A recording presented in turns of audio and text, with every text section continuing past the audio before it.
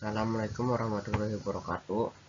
Pada kesempatan ini, saya Davin Rahimu Prasetyo dari kelas 8B Ibnu Rus, SMP Al-Auza akan menyampaikan presentasi video tentang perjuangan Pangeran Diponegoro dalam Perang Jawa yang terjadi pada tahun 1825 sampai 1830. Biografi Pangeran Diponegoro atau BRM Antawirya lahir di Ngayogyakarta, Hadiningrat pada tanggal 11 November 1785, wafat di Makassar, Sulawesi Selatan pada tanggal 8 Januari 1885 pada usia 69 tahun.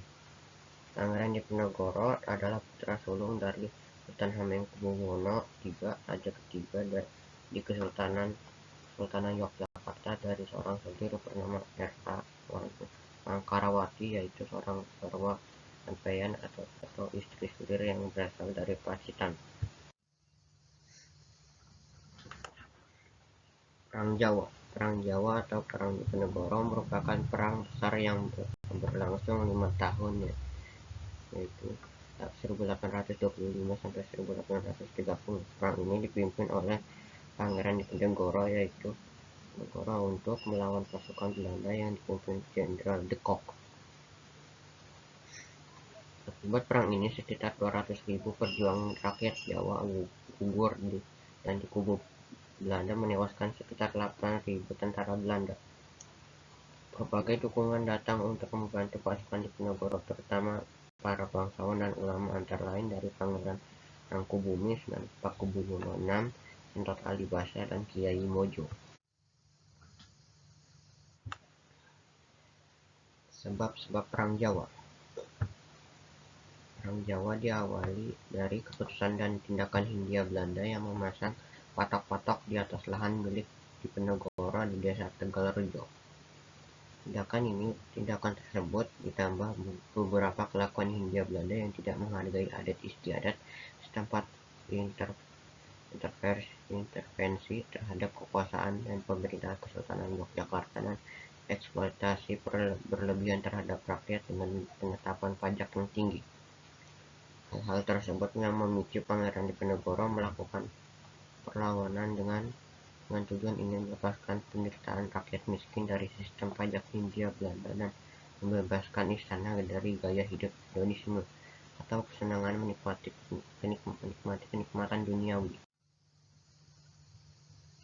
Dalam menghadapi pasukan Belanda, Pangeran Diponegoro menggunakan taktik gerilya, yaitu dengan melakukan pelabuhan, serangan kilat, dan pengepungan tak terlihat. Untuk menghadapi pasukan Diponegoro, pasukan pimpinan de Kock menggunakan taktik benteng sel-sel, yaitu mendirikan benteng di setiap daerah yang dikuasainya yang dihubungkan dengan jalan agar komunikasi dan pergerakan pasukan bergerak lancar. Taktik tersebut digunakan akan mempersempit gerakan Pangeran Diponegoro dan hasilnya terbukti sukses. Di tahun 1829,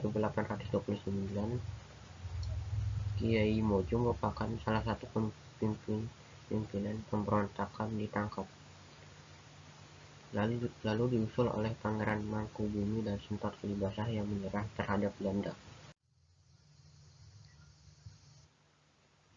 Penangkapan Pangeran Diponegoro, akhir Perang Jawa. Pada tanggal 28 Maret 1830, pasukan Diponegoro terjepit dan akhirnya menerima tawaran Jenderal de Kock untuk perundingan ini berlangsung di Magelang. Namun karena di dalam perundingan tidak menemui kesepakatan, Pangeran Diponegoro ditangkap kemudian dibawa ke Batavia atau Jakarta sampai akhirnya diasingkan di Manado dan dipindahkan ke Makassar. Wafatnya Pangeran Diponegoro. Pangeran Diponegoro akhirnya wafat di Benteng Rotterdam, Makassar di tanggal 8 Januari tahun 1855. Dampak yang Dampak yang ditimbulkan oleh Perang Jawa selama 5 tahun tersebut adalah penghapusan sistem tanah paksa, kas Belanda hampir terkuras habis untuk membiayai perang, kekuasaan Belanda di Jawa semakin berkurang. Atas segala jasa perjuangannya melawan penjajahan Hindia Belanda, maka pemerintahan Republik Indonesia menganugerahkan gelar Pahlawan Nasional kepada Pangeran Diponegoro pada tanggal 6 November 1973 melalui keputusan Presiden. Demikian presentasi video yang dapat saya sampaikan. Terima kasih atas perhatiannya. Wassalamualaikum warahmatullahi wabarakatuh.